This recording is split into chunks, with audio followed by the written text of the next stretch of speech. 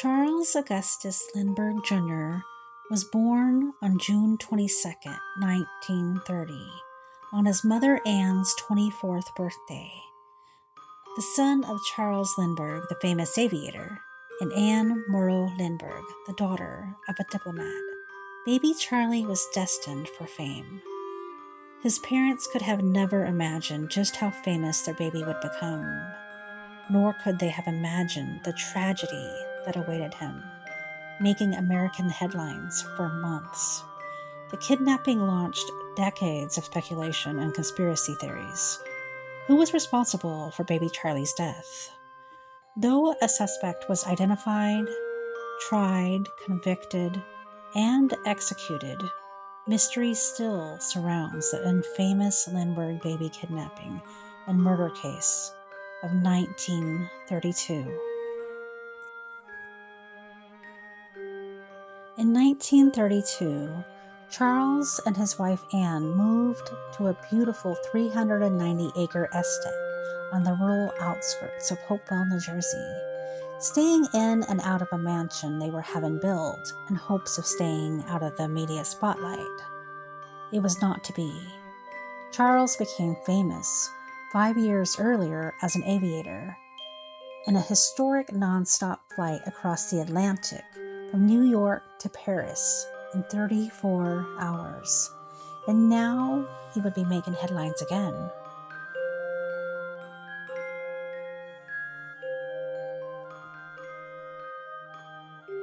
Baby Charlie was suffering from a cold during the last weekend of February of 1932. On Tuesday, March 1st, Betty Gow, Charlie's nurse, rubbed medication on the baby's chest to relieve his congestion. At about 7:30 p.m., Betty and Anne put him to bed. Charles returned home from work around 8 p.m. And then, having a late dinner with his wife, Charles and Anne spent a quiet evening in their Hopewell, New Jersey home, sitting in front of the fire. It was a chilly night, and during that time, Charles claimed he heard a thud, like something had fallen. His wife heard nothing.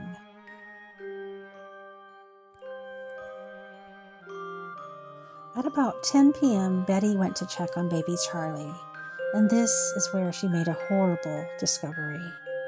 Finding Charlie's bedroom window open, she quickly closed it, not wanting the baby to get a chill. She then went to the crib to check on the baby, finding he was gone. Horrified, she ran downstairs to tell the Lindberghs. She thought maybe Anne had grabbed the baby, or that maybe Charles was playing another trick on them by hiding the baby. And when Charles yelled, "Anne, they have taken our baby," Betty knew he was serious.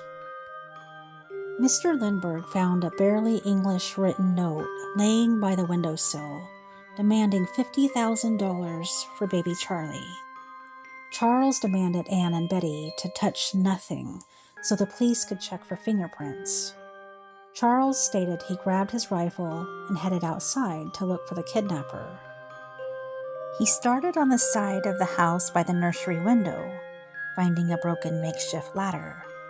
The police were called immediately. Roadblocks were established, cars were searched, neighbors were questioned.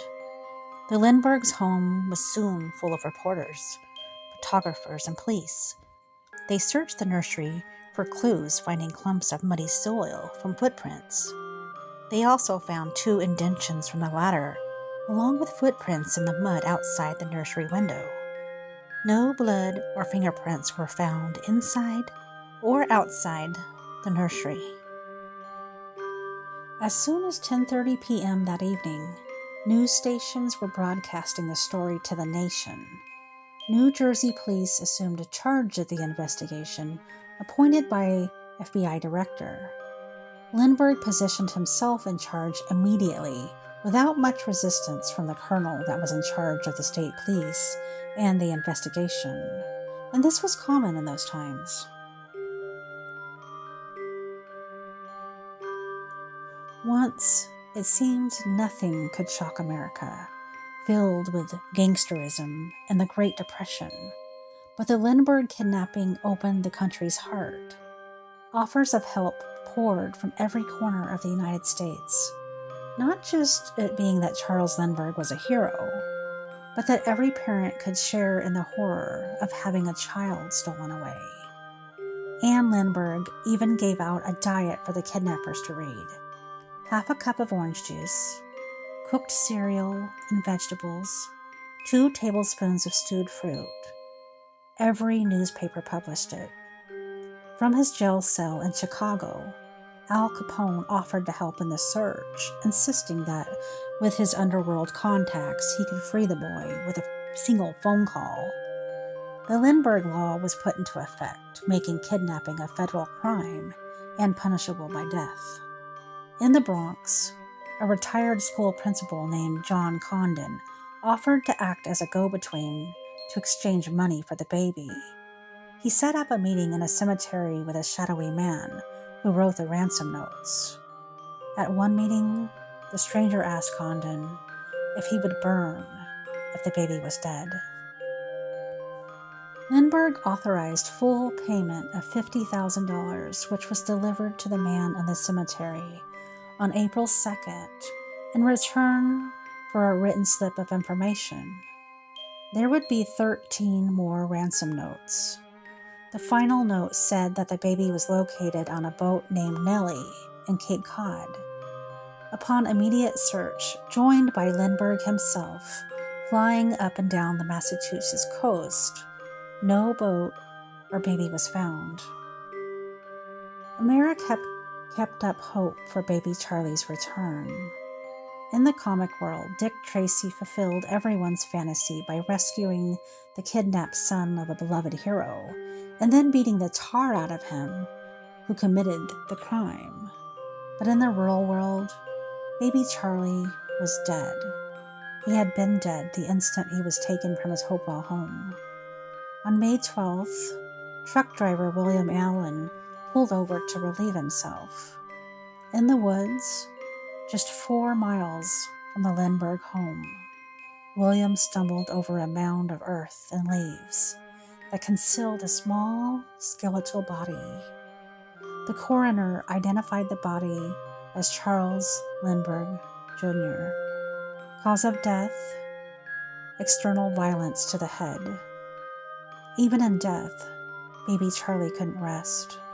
Photographers snuck into the funeral home to take pictures of his body to sell on the streets. It took 2.5 years to catch a break in the case. Serial numbers on the ransom money had been recorded and passed to businesses and banks across the country, one bill finding its way to a Bronx gas station. The gas station attendant writing down the license plate of the driver on the bill.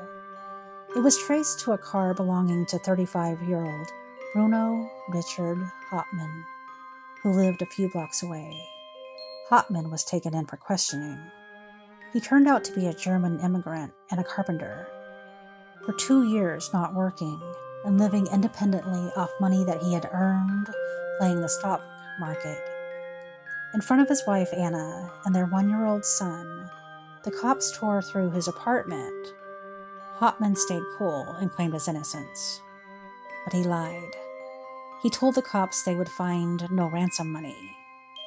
In his garage, cops found thousands of dollars of the Lindbergh marked money, and they also found a missing floorboard. In the gap that they found, a plank from the kidnapper's ladder, matching it perfectly. Hauptmann's handwriting was a perfect match to the ransom notes. Tool marks on the ladder found at the scene matched Hauptmann's tools. In January of 1935, Hauptmann went to trial. More than 10,000 people surrounded the Main Street courthouse on days of dramatic testimony. Many reporters covered the case for the New York paper. And even in the 1930s, people wanted to make money off of tragedies that made a mama grieve. And pennies were sold for 10 cents that were engraved with the Lindbergh trial. Another man was selling little replica ladders. It was quite a scene. Hauptmann was soon the villain that the public referred to as a baby killer. a monster doomed the moment Lindbergh testified against him. Lindbergh said he could identify him from 2 words he had shouted during a random drop with Condon. Lindbergh even made him admit that he lied about having the ransom bills.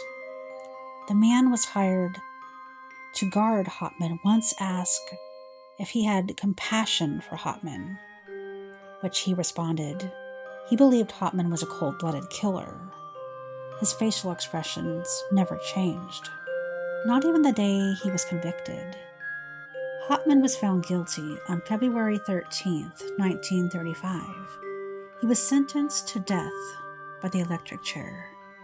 Under New Jersey's capital murder status, the prosecution didn't have to prove he intended to kill the baby, only that the baby died as a result of a break-in. It was never determined if the baby was clubbed over the head or died in the fall. There are many who believe Hauptmann was an innocent victim of a frame-up. That belief is just as widespread today, in an era when faith has diminished in the government and the courts. Up to present day, no one has offered definite evidence that any other person was responsible. April 3rd, 1936, Hauptmann was jolted with 3 jolts of 2,100 volts of electricity, killing him.